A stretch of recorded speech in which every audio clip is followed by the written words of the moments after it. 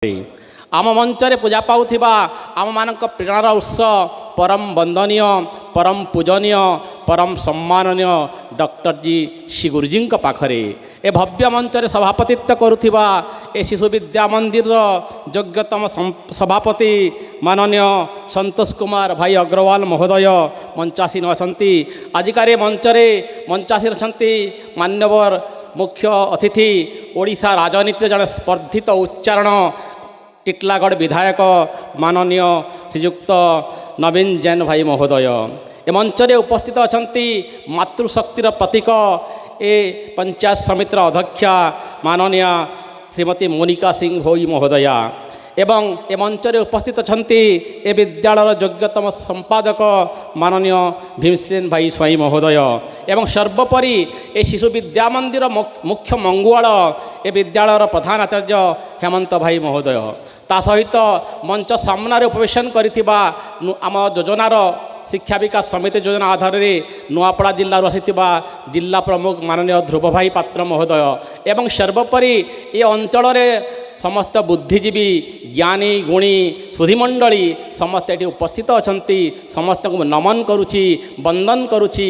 अभिनंदन करुछि एवं मो सामने उपस्थित थिबा समस्त भद्रजन मंडली ए विद्यालयर अभिभावक एवं अभिभाविका बंधु भगिनी मानक मु सादर स्वागत करुछि अभिनंदन करुछि एवं शेष में जो मानक पई ए मंच जो मानक पई ए कार्यक्रम से भगवान बगीचार सुंदर सुंदर पुष्प पाखुड़ा सदृश मोर प्रियर श्रद्धेय कुना कुनी छोट छोट भाई भौणी माने से मु साधुवाद देउछि एवं से शुभेच्छा प्रदान करुछि।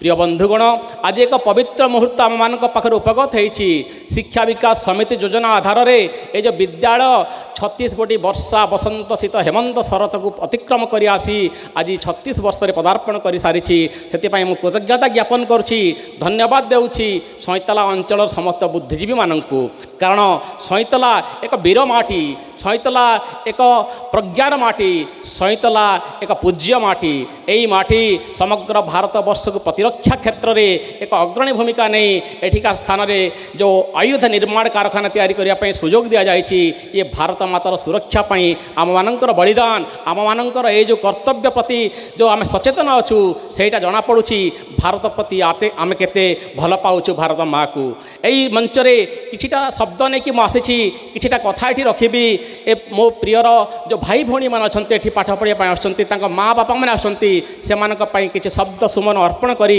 मोर बाणी को विराम देवी एवं मानव सभापति को अनुरोध करुँची मु केते समय पर्यंत ए मंच उपस्थापना करने अनुमति पाउछि। धन्यवाद।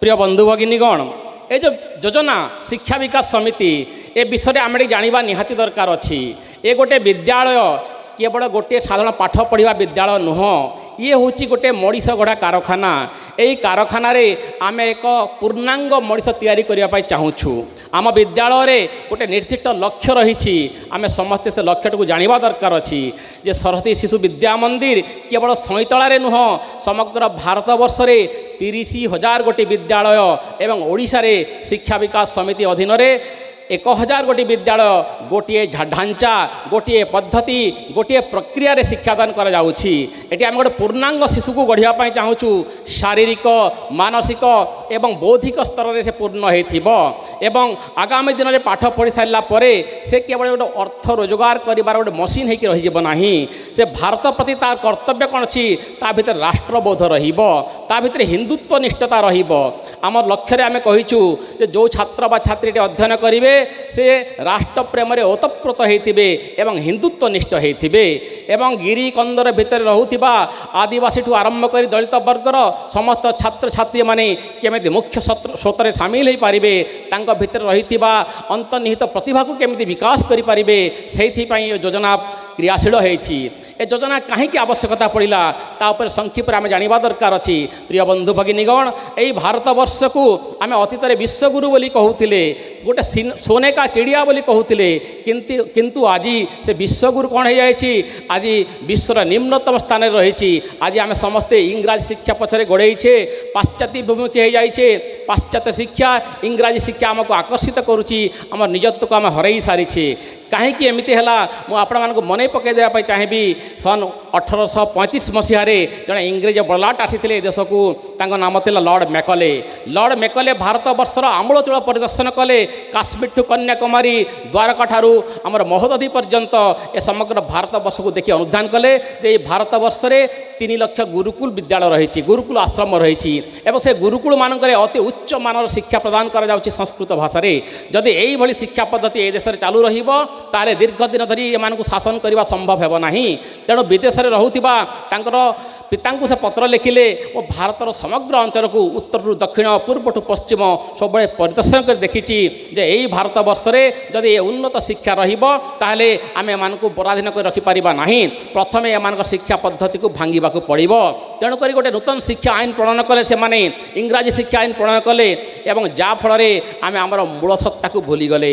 ଅତୀତରେ ଏହି ଭାରତବର୍ଷରେ ବହୁତ ବଡ଼ ବଡ଼ ବିଶ୍ୱବିଦ୍ୟାଳୟ ଥିଲା। ତକ୍ଷଶିଳା ବିଶ୍ୱବିଦ୍ୟାଳୟ, ନାଳନ୍ଦା ବିଶ୍ୱବିଦ୍ୟାଳୟ, ବିକ୍ରମଶିଳା ବିଶ୍ୱବିଦ୍ୟାଳୟ। ସେହି ବିଶ୍ୱବିଦ୍ୟାଳୟମାନଙ୍କୁ ସମଗ୍ର ବିଶ୍ୱରୁ ହଜାର ହଜାର ସଂଖ୍ୟାରେ ବିଦେଶୀ ବିଦ୍ୱାନମାନେ ଆସି ଅଧ୍ୟୟନ କରୁଥିଲେ, ପାଠ ପଢ଼ୁଥିଲେ। ଆପଣମାନେ ବିଶ୍ୱାସ କରିବେ ଯେତେବେଳେ ବିଦେଶୀମାନେ ଆମ ଭାରତକୁ ବର୍ଷକୁ ଆସିଲେ ଏବଂ ଆମ ଭାରତବର୍ଷ ସେ ଶିକ୍ଷା ପଦ୍ଧତିକୁ ସେମାନେ ଭୁଲୁଣ୍ଠିତ କରିବା ପାଇଁ ଚାହିଁଲେ, ସେମାନେ ଜାଳିଦେଲେ ନାଳନ୍ଦା ବିଶ୍ୱବିଦ୍ୟାଳୟକୁ। ନାଳନ୍ଦା ବିଶ୍ୱବିଦ୍ୟାଳୟକୁ ପୋଡ଼ି ଦିଆଗଲା। ହୁତୁ ହୁତୁ ହୋଇକରି 3 ମାସରୁ 6 ମାସ ପର୍ଯ୍ୟନ୍ତ ଜଳିଗଲା ସେ ବିଶ୍ୱବିଦ୍ୟାଳୟ। ଯହିଁରେ ଗଚ୍ଛିତ ଥିବା ସମସ୍ତ ଜ୍ଞାନ, ସମସ୍ତ ରିସର୍ଚ୍ଚ, ସମସ୍ତ ପୋଥି ପୋଡ଼ି ପାଉଁଶ ହୋଇଗଲା। ଆମର ସମସ୍ତ ଜ୍ଞାନ ତା ଭିତରେ ନଷ୍ଟ ହୋଇଗଲା। ଆଜି ଆମେ ଯେଉଁ ଆଧୁନିକତା କହୁଛୁ ସେ ଆଧୁନିକତା ପଛରେ ଆମେ ଗୋଡ଼େଇ ନିଜକୁ ସଭ୍ୟ ଶିକ୍ଷିତ ବଳେଉଛୁ। ସେଟା ବାସ୍ତବରେ ଭାରତବର୍ଷରେ ରହିଥିବା ସେ ଜ୍ଞାନ ଗୁଡ଼ିକ ଆଜି ଗଚ୍ଛିତ ଥାନ୍ତା, ତାକୁ ଆମେ ଆଧୁନିକୀକରଣ କରି ଆମର ନିଶ୍ଚିତ ଭାବରେ ସେ ଯେଉଁ ବିଶ୍ୱଗୁରୁ ପଦ ଥିଲା ତାକୁ ଆମେ ଅକ୍ଷୁଣ୍ଣ ରଖିପାରିଥାନ୍ତେ। କିନ୍ତୁ ଦୁଃଖ ଏବଂ ପରିତାପର ବିଷୟ ଯେ ସେ ସୁଯୋଗ ଆମକୁ ଦିଆଗଲା ନାହିଁ। ଆମର ବୈଦେଶିକ ଶତ୍ରୁମାନେ 14 ପ୍ରକାର ଆକ୍ରମଣ ଆମ ଭାରତବର୍ଷକୁ କରିଛନ୍ତି ଏବଂ 14 ପ୍ରକାର ଆକ୍ରମଣ ମଧ୍ୟରେ ଆମମାନଙ୍କୁ ସେମାନେ ଭୁଲୁଣ୍ଠିତ କରିଦେଇଛନ୍ତି। ଆମର ଯେଉଁ ମୂଳତତ୍ତ୍ୱ ଥିଲା, ଆମର ଯେଉଁ ଜ୍ଞାନମଞ୍ଜି ଥିଲା ତାକୁ ମାନେ ଧ୍ୱଂସ କରିବା ପାଇଁ ଚାହିଁଛନ୍ତି। ତେଣୁକରି ଶିକ୍ଷା ବିକାଶ ସମିତି ଯୋଜନା ରଖିଛନ୍ତି ତାକୁ ଆମର ପୁଣି ଥରେ ଫେରାଇ ଆଣିବା। ଆମେ ଏମିତି ଏକ ସୁସ୍ଥ ସବଳ ଏବଂ ଜ୍ଞାନରେ ଆଧାରିତ ଥିବା, ଜ୍ଞାନ ଦିଦୁପ୍ତ ଥିବା ଗୋଟେ ଶିଶୁକୁ ଗଢ଼ି ତୋଳିବା ଯେଉଁ ଶିଶୁ ଆମ ଦେଶ ପାଇଁ ରାଷ୍ଟ୍ର ପ୍ରେମରେ ଓତପ୍ରୋତ ହୋଇଥିବ ଏବଂ ହିନ୍ଦୁତ୍ୱନିଷ୍ଠ ହୋଇଥିବ, ସନାତନର ଜାଗ୍ରତ ପ୍ରହରୀ ହୋଇଥିବ। ତେଣୁକରି ଆମ ଶିଶୁମାନଙ୍କୁ ଆମେ ସର୍ବପ୍ରଥମେ ବନ୍ଦନା କାଳାଂଶ କରୁଛୁ, ଶ୍ରୀ ଗୁରୁଙ୍କର ବନ୍ଦନା କରୁଛୁ, ସରସ୍ୱତୀଙ୍କର ବନ୍ଦନା କରୁଛୁ, ଯୋଗ ଅଭ୍ୟାସ କରୁଛୁ, ପ୍ରାଣାୟାମ କରୁଛୁ ଏବଂ ପରିଶେଷରେ ବିଭିନ୍ନ କାଳାଂଶ ସରିଗଲା ପରେ ଶେଷରେ ଆମେ ବନ୍ଦେ ମାତରମ୍ ଗାୟନ କରୁଛୁ, ଭାରତ ମାତାଙ୍କର ଜୟଗାନ କରୁଛୁ। ଇଏ ହେଉଛି ଆମର ଶିକ୍ଷା ପଦ୍ଧତି, ଯାହା କୌଣସି ଇଂରାଜୀ ମାଧ୍ୟମ ଶିକ୍ଷା ପଦ୍ଧତିରେ ନାହିଁ। ଆଜି ଆମେ ଇଂରାଜୀ ମାଧ୍ୟମ ଶିକ୍ଷା ପଦ୍ଧତି ପଛରେ ଗୋଡ଼ଉଛୁ ଯେ ଇଂଲିଶ ମିଡ଼ିୟମ୍ ସ୍କୁଲରେ ଯଦି ଆମ ପିଲା ପାଠ ପଢ଼ିଲା ବଡ଼ ଜ୍ଞାନୀଟିଏ ହୋଇଗଲା। ନାହିଁ ଆଜ୍ଞା, ଏଇଟା ଆଦୌ ସତ କଥା ନୁହଁ। ଯେଉଁ ପିଲା ଭଲ ପାଠ ପଢ଼ୁଛି, ଯେଉଁ ବିଦ୍ୟାଳୟରେ ପଢ଼ିଲେ ବି ସେ ଭଲ ପାଠ ପଢ଼ିବ। କେବଳ ଇଂରାଜୀ ବିଦ୍ୟାଳୟରେ ପାଠ ପଢ଼ିଲେ ଭଲ ଜ୍ଞାନୀ ହୋଇଯିବ ସେୟା ନୁହଁ। ଇଂରାଜୀ ମାଧ୍ୟମ ବିଦ୍ୟାଳୟରେ କ'ଣ ପଢ଼ାଯାଏ ଆମେ କେବେ ଚିନ୍ତା କରିଛେ? ଆମେ କେବେ ଜାଣିଛେ? ଇଂରାଜୀ ମାଧ୍ୟମ ବିଦ୍ୟାଳୟରେ ପ୍ରଥମ ଗୋଟେ ରାଇମ୍ ବା ଗୋଟିଏ ପିଲାକୁ ଶିଖାଯାଏ ଶୁଦ୍ଧ ମିଛ। ମିଛ କହିବାରୁ ତାର ପାଠ ଆରମ୍ଭ ହୁଏ। କେମିତି ମିଛ ଆପଣ ବି ଶୁଣିଥିବେ। ଗୋଟେ ପିଲା ଇଂରାଜୀ ବିଦ୍ୟାଳୟର ନର୍ସରୀ ଶ୍ରେଣୀରେ ଗାଉଛି Johny Johny Johny yes papa, eating sugar no papa, open your mouth ha ha ହା। ଏଇ ଗୀତଟି ଗାଇଦେଲେ ଆମର ଛାତି ଗୁଣ୍ଡେ ମୁଟ ହୋଇଯାଉଛି। ମୋ ପିଲାଟି ଇଂରାଜୀ ପଢ଼ିଗଲା, ଇଂରାଜୀ ଶିଖିଦେଲା, ଇଂରାଜୀ କହିଦେଲା। ହେଲେ କ'ଣ କହିଲା, କ'ଣ ଶିଖିଲା ଆମେ କେବେ ଭାବିଛେ? ଜନି ନାମକ ଗୋଟେ ଛୁଆଟିଏ ଗୋଟେ ପାଟି ଭର୍ତ୍ତି ଚିନି ଖାଉଛି ଏବଂ ବାପା ଦେଖିଛନ୍ତି ଚିନି ଖାଇବା ଦେହ ପାଇଁ ଖରାପ, ଅହିତକର। ତାକୁ ମନା କରୁଛନ୍ତି, ପଚାରୁଛନ୍ତି ମା ଲୋ ଜନି ତୁ କାହିଁକି ଚିନି ଖାଉଛୁ କି? ସେ ଶୁଦ୍ଧ ମିଛ କହୁଛି। ନାଇଁ ବାପା, ଇଟିଂ ସୁଗର ନୋ ପାପା ସେ କହୁଛି। ଓପନ୍ ୟୋର ମାଉଥ୍, ପାଟି ଟିକେ ଖୋଲୁ, ଆଁ କଲୁ, ଆଁ କଲା ବେଳକୁ ତା ପାଟି ଭିତରେ ମୁଠା ଭର୍ତ୍ତି ଚିନି ରହିଛି। ତାପରେ ସେ ହସି ଦେଉଛି ହା ହା କରି। ଦେଖନ୍ତୁ, ପ୍ରଥମେ ମିଛ କଥା ତାକୁ ଶିକ୍ଷା ଦିଆଗଲା ଏବଂ ସେହି ମିଛଟିକୁ ଶିକ୍ଷାର ପ୍ରଥମେ ଆରମ୍ଭରୁ ନେଇକରି କେତେ ବଡ଼ ସେ ଜ୍ଞାନୀ ହୋଇପାରିବେ। ମ୍ୟାଡ଼ାମ୍ ମୋନିକା ସିଂ ଭୋଇ କହୁଥିଲେ ଆମ ଭିତରେ ଆଇଏଏସ୍, ଆମ ଭିତରେ ଆଇପିଏସ୍, ଆମ ଭିତରେ ଆଇପିଏସ୍, ଆଇଆର୍ଏସ୍ ନିର୍ମାଣ କରିବାକୁ ପଡ଼ିବ। କ'ଣ ଏଇ ମିଛ କଥା କହି ସେମାନେ ହେବେ? ଆପଣ ମନେ ପକାନ୍ତୁ, କେଉଁ ପଦାଧିକାରୀ କି ଏ ଅଞ୍ଚଳରେ ଯେଉଁ ବୁଦ୍ଧିଜୀବୀମାନେ ଅଛନ୍ତି, ଏ ଅଞ୍ଚଳରେ ଯେଉଁ ସମାଜସେବୀ ରାଜନେତାମାନେ ଅଛନ୍ତି, ସେମାନେ କେଉଁ ଇଂରାଜୀ ବିଦ୍ୟାଳୟରେ ପାଠ ପଢ଼ିଛନ୍ତି? ଏମିତି ଓଡ଼ିଆ ବିଦ୍ୟାଳୟରେ ପାଠ ପଢ଼ି ସେମାନେ ଜ୍ଞାନୀ ହୋଇଛନ୍ତି।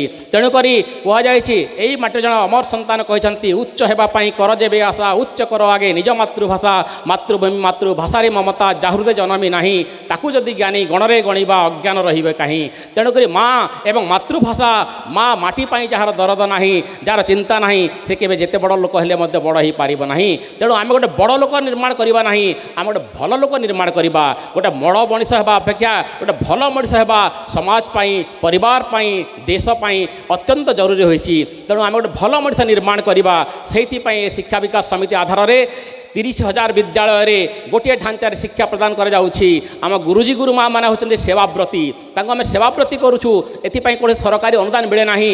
ସମାଜରେ ଆପଣମାନେ ଯେଉଁ ଅର୍ଥ ଦିଅନ୍ତି ସେହି ଅର୍ଥକୁ ନେଇକରି ହିଁ ଆମ ଗୁରୁଜୀ ଗୁରୁମାମାନଙ୍କ ଦକ୍ଷିଣା ଦିଆଯାଏ ଏବଂ ସେ ଗୁରୁଜୀ ଗୁରୁମା ସମର୍ପିତ ଭାବରେ ଏ ସମାଜ ପାଇଁ ସେମାନେ ଶିକ୍ଷାଦାନ କରିଥାନ୍ତି। ତେଣୁକରି ମୋର ନମ୍ର ନିବେଦନ ରହିଛି, ଏହି ଯୋଜନାରେ ଆମେ କହୁଛୁ ଏ ଯୋଜନା ପଶ୍ଚାତ ଭାଗରେ ଯେଉଁ ଗୋଟେ ବିରାଟ ବଟବୃକ୍ଷ କାମ କରୁଛି ତାକୁ ଆମେ କହୁଛୁ ରାଷ୍ଟ୍ରୀୟ ସ୍ୱୟଂସେବକ ସଂଘ।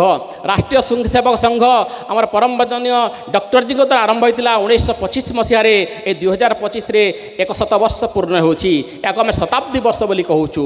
ଏ ଶତାବ୍ଦୀ ବର୍ଷ ବୟସରେ ଆମେ ଗୋଟିଏ ଆଗ୍ରହ ରଖୁଛୁ ସମାଜକୁ ଆମେ କୁଟୁମ୍ବ ପ୍ରବୋଧନ କଥା କହିବା। କୁଟୁମ୍ବ ପ୍ରବୋଧନ ପଞ୍ଚ ପରିବର୍ତ୍ତନ କଥା ଅଛି। ପଞ୍ଚ ପରିବର୍ତ୍ତନ ଭିତରେ ଗୋଟିଏ ପ୍ରଥମ କଥା ହେଉଛି କୁଟୁମ୍ବ ପ୍ରବୋଧନ। କୁଟୁମ୍ବ ପ୍ରବୋଧନ କ'ଣ କରିବା? ଆମେ 6ଟି ଭ କଥା କହୁଛୁ। 6ଟି ଭକୁ ଆମେ ପାଳନ କରିବା। ସେ 6ଟି ଭ କ'ଣ? ପ୍ରଥମ ଭ ହେଉଛି ଭବନ। ଭବନ କହିଲେ ଆମେ ରହୁଥିବା ବାସଗୃହ, ଆମର ଘରଟି କେମିତି ହେବା ଦରକାର ଅଛି। ସେ ବହୁତ ବଡ଼ ବଙ୍ଗଲା କିମ୍ବା ବଡ଼ ଅଟ୍ଟାଳିକା କୋଠା ଘର ନ ହୋଇପାରେ, ଗୋଟେ ଝାଟି ମାଟିର କୁଡ଼ିଆ ଘର ବି ହୋଇପାରେ, କିନ୍ତୁ ପରିଷ୍କାର ପରିଚ୍ଛନ୍ନ ରହିବା ଦରକାର ଅଛି, ସଫା ସୁତୁରା ରହିବା ଦରକାର ଅଛି। ଘର ସାମ୍ନାରେ ଗୋଟେ ତୁଳସୀ ଗଛ ରହିବା ଦରକାର ଅଛି। ନିତ୍ୟ ସେ ଘର ଭିତରେ ଆମେ ଠାକୁର ଠାକୁରାଣୀଙ୍କୁ ଆଗ୍ରହର ସହିତ ପୂଜାପାର୍ପଣ କରିବା ଦରକାର ଅଛି ଏବଂ ସେଇ ହେଉଛି ଗୋଟେ ଭବନ।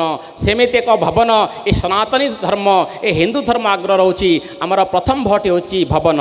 ଦ୍ୱିତୀୟ ଭ କଥା ଆମେ ଆଗ୍ରହ ରହୁଛୁ ଭୋଜନ। ଭୋଜନ କେମିତି ହେବା ଦରକାର ଅଛି? ଆମେ ସମସ୍ତେ ବିଭିନ୍ନ ପ୍ରକାର ଭୋଜନ ଗ୍ରହଣ କରୁଛେ। ସାତ୍ୱିକ ଭୋଜନ ଅଛି, ରାଜସିକ ଭୋଜନ ଅଛି, ତାମସିକ ଭୋଜନ ଅଛି। ଆମେ ସାତ୍ୱିକ ଭୋଜନ ଗ୍ରହଣ କରିବା, ମନକୁ ପବିତ୍ର ରଖିବ, ମନକୁ ଶାନ୍ତି ରଖିବ ଏବଂ ତା ସହିତ ଆମେ ଆଗ୍ରହ ରଖୁଛୁ ଗୋଟିଏ ପରିବାରର ସମସ୍ତ ସଦସ୍ୟ ଛୋଟ ପିଲାଠୁ ଆରମ୍ଭ କରି ବୁଢ଼ା ଲୋକ ପର୍ଯ୍ୟନ୍ତ ଆମେ ସମସ୍ତେ ଏକତ୍ର ବସି ଭୋଜନ କରିବା। ଦିନ ବେଳେ ତ ଆମେ ସମସ୍ତେ ଯେ ଯାହା କର୍ମରେ ଯାଉଛେ, ଯେ ଯେଉଁଠି ଆମେ ରହୁଛେ, ଅନ୍ତତଃ ରାତ୍ରି ଭୋଜନଟି ପରିବାରର ସମସ୍ତ ଲୋକ ଏକାଠି ବସି ଆମେ ଖାଇବା। ତାହେଲେ ଆମ ପରିବାର ଏକାନ୍ନବର୍ତ୍ତୀ ପରିବାର ହୋଇପାରିବ। ଏକାନ୍ନବର୍ତ୍ତୀ ପରିବାର ନ ହୋଇ ଗୋଟେ ଯୌଥ ପରିବାର ହୋଇପାରିବ। ତେଣୁକରି ଦ୍ୱିତୀୟ ଭଟି ହେଉଛି ଭୋଜନ। ଆମେ ସେମିତି ଭୋଜନ ଗ୍ରହଣ କରିବା ଦରକାର ଅଛି। ତୃତୀୟ ଭ ହେଉଛି ଭଜନ। ଆମେ ନିତ୍ୟ ଭଜନ କୀର୍ତ୍ତନ କରିବା, ଭଗବାନଙ୍କର ନାମ ଉଚ୍ଚାରଣ କରିବା। ଭଜନ କୀର୍ତ୍ତନ କରିବା ଦ୍ୱାରା ମାନସିକ ଶାନ୍ତି ଆସିବା ସହିତ ଆମର ପ୍ରଗତି ଏବଂ ବିକାଶ ମଧ୍ୟ ହେବ। ଭଗବାନଙ୍କ ପାଖରେ ଆମର ଆସ୍ଥା ଏବଂ ବିଶ୍ୱାସ ରହିବ। ତେଣୁ ତୃତୀୟ ଭଟି ଆମେ ଆଗ୍ରହ ରଖୁଛୁ ଆମେ ଭଜନ କୀର୍ତ୍ତନ କରିବା। ଚତୁର୍ଥ ଭଟି ହେଉଛି ଭାଷା। ଆମେ ମାତୃଭାଷାରେ କଥୋପକଥନ କରିବା। ହେଉ ପଛକେ ସେ ନିକୃଷ୍ଟ, ମୋ ମାତୃଭାଷା ମୋତେ ଶ୍ରେଷ୍ଠ, ଏକଥା ଫକୀରମୋହନ ସେନାପତି କହିଛନ୍ତି।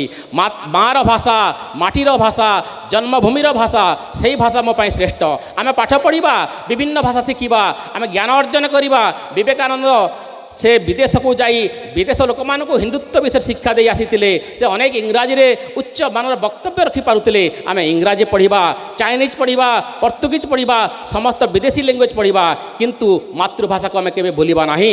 ମାତୃଭାଷାକୁ ଆମେ ସମ୍ମାନ ଦେବା। ଇଏ ହେଉଛି ଚତୁର୍ଥ ଭ। ପଞ୍ଚମ ଭଟି ହେଉଛି ଗୋଟେ ଗୁରୁତ୍ୱପୂର୍ଣ୍ଣ ଭ। ଭଉଣୀମାନଙ୍କ ପାଇଁ କହିବି, ମାଆମାନଙ୍କ ପାଇଁ କହିବି, ଏ ଭଟି ପ୍ରଯୁଜ୍ୟ ହେଉଛି। ଏ ଭଟି ହେଉଛି ଭୂଷା। ଭୂଷା ମାନେ କ'ଣ? ଯେଉଁ ଆଭୂଷଣ, ଯେଉଁ ପୋଷାକ ପରିଚ୍ଛଦ ଆମେ ପିନ୍ଧୁଛେ। ଆଜି ଦେଖନ୍ତୁ ସମାଜରେ ଅନେକ ଅସାମାଜିକ ଅନୈତିକ କ୍ରିୟାକଳାପ ବଢ଼ି ଚାଲୁଛି। ତାର କାରଣ କ'ଣ ହେଉଛି? ଆମ ମା ଭଉଣୀମାନେ ଭାରତୀୟ ପୋଷାକରେ ଯେତେ ମର୍ଯ୍ୟାଦାବନ୍ତ, ଯେତେ ସୁନ୍ଦର ଦେଖାଯାଆନ୍ତି, ଏ ଆଧୁନିକ ସ୍କର୍ଟ ଛୋଟିଆ ପୋଷାକ ପିନ୍ଧିଲେ କେବଳ ଯେ ଆମେ ଆମ ସୁନ୍ଦରତାକୁ ଦେଖାଇବା ସେୟା ନୁହଁ। ତେଣୁକରି ଏ ପୋଷାକ ଆମେ ବର୍ଜନ କରିବାର ଆବଶ୍ୟକତା ଅଛି। ଆମର ଶାଳୀନତା, ଭଦ୍ରତା ଏବଂ ଶିଷ୍ଟତା ଦେଖାଯିବ ଭାରତୀୟ ପୋଷାକରେ। ଆମେ ଭାରତୀୟ ପୋଷାକ ପରିଧାନ କରିବା। ଇଏ ହେଉଛି ପଞ୍ଚମ ଭ। ଏବଂ ଷଷ୍ଠ ଭଟି ହେଉଛି ଭ୍ରମଣ। যে পক্ষী উড়ে যেতে দূর সে জানে তাহার ব্যবহার। আমি যেতিকি আকাশর উচ্চতাকে উড়িবা এ পৃথিবীকে আমি সেতে স্পষ্ট ভাবে দেখিপারিবা। তেণুকরি আমি বুলিবা, বিভিন্ন স্থান বুলিবা, নিজের অর্থ क्षमता संबल शक्ति को नहीं करी विभिन्न तीर्थस्थान को भ्रमण करवा आम पाखरे थिबा मंदिर ठू आरंभ करी विभिन्न प्रकार दर्शन स्थान मठ इत्यादि रही आम से स्थान को जा भ्रमण करवा आउ टे जब अधिक आमर अर्थ अच्छी आम बाहर को जा भारत वर्ष भितर काश्मीर ठार कन्याकुमारी भ्रमण कला भितर अनेक तीर्थस्थल अच्छा ये चारिधाम अच्छा ये चतुर्दश ज्योतिर्लिंग अच्छा ये समस्त को आम दर्शन करवा आशीर्वाद आम से नेबा एवं यही छटी भ को जब पालन करवा निश्चित भाव में गोटे संस्कारी परिवार तैयारी हेब संस्कारी परिवार तैयारी हेले आम भारत वर्षर हजि जाइथिबा से ऐक्य भावना से यौथ परिवार भावना एवं से जो ज्ञानटी को से जाणी देछंती पुणी थे आम फेरे आनी पारिबा तेणुक आज सभारे मोर नम्र निवेदन रही समस्त को जे आम यही छटी भ को अंततः पालन करवा एवं ये जो शिक्षा विकास समिति योजन से कहते जे आम भारत वर्ष आम कौन होचु अन्य प्रति देखी आम आकर्षित हो जाऊे आज विभिन्न प्रकार सामाजिक गणमाध्यम विभिन्न प्रकार विज्ञापन भेलिकी आमको अंध कर देउछि आम निजर निजत्व को आम हरई बसीचे एवं तारी पछरे गोड़े चलीचे मुझे कहबी ये हूँ डिसेम्बर मास एवं डिसेम्बर मासर आज 23 तारीख तो यही 23 तारीख डिसेम्बर रे आम कौन करुचे यही आम भारत वर्षर अतीत आम धर्म पाई आम देश पाई आम जाति पाई अनेक महान पुरुष माने कुर्बानी देछंती सेमानक भितर जड़े होचंती गुरु गुरु गोविंद सिंह तांकर चारि पुओ थिले चारि पुओंक भितर चारि पुओ जाक धर्म पाई जीवन देछंती सनातन पाई जीवन देछंती बड़ पुओ होची फतेह सिंह सान पुओ जोरावर सिंह एमानक विधर्मी माने कांथ जोड़ी देले जीवंत भाव में कांथ जोड़ी देले कांथ जोड़ी आसुथाए प्रथम छोट भाईर बेक पर्यंत कांथ जोड़ी दिगला आउ गोटे इटा देदेले नाकट पर्यंत से बंद हो से मरीज या देखी बड़ भाई कांदुची फतेह सिंह बड़ भाई कांदुवा देखी सान भाई पचारुची भाई तुम कांदुछ कहीं से कहूँ भाई रे मुझे कांदुची मु हूँ बड़ भाई मु बंची था तो तू आग मरुचु तू आग देशपाई कुर्बानी दौचु मु प्रथम कुर्बानी देवा कथा तेणुक से दुखरे मु कांदुची एति त्यागर भावना एति धर्म सचेतनता आमर पूर्व पुरुष माने थिले तेणुक बहुत गाथा बहुत वीरत्व कहानी अनुष्ठान ये अंचल ये देशर रही पुणी थे पुनरुज्जीवित करने ये प्रक्रिया शिक्षा विकास समिति शिशु मंदिर एवं विद्या भारती योजना रखिंट मु समस्त को नम्र निवेदन रखी आपण मैंने कृतज्ञ आपण मैंने निश्चित धन्यवादार्ह जे आपण मान शिशु मैंने ये विद्यालय अध्ययन कर सहयोग सब शिक्षा विकास समिति कामना कर समय स्वल्पता दृष्टि वाणी को ये विराम देवाई चाहूँगी शेष ये जो भारतीय मुनि ऋषिंर देश गोटे आप्तवाणी यजुर्वेद कही समग्र पृथ्वी में शांति रहू शांति रहू शांति रहू से मंत्र उच्चारण करी मोर वाणी को विराम देवी। ओम स्वस्ति प्रजाभ्यां परिपालयन्ते न्यायेण मार्गेण मही महिषा गोब्राह्मणेभ्यो शुभमस्तु नित्यं लोका सर्वे सुखिनो भवन्तु। ओम सर्वे भवन्तु सुखिनो सर्वे सन्तु निरामया सर्वे भद्राणि पश्यन्तु मा कश्चित् दुःखमाप्नुयात्।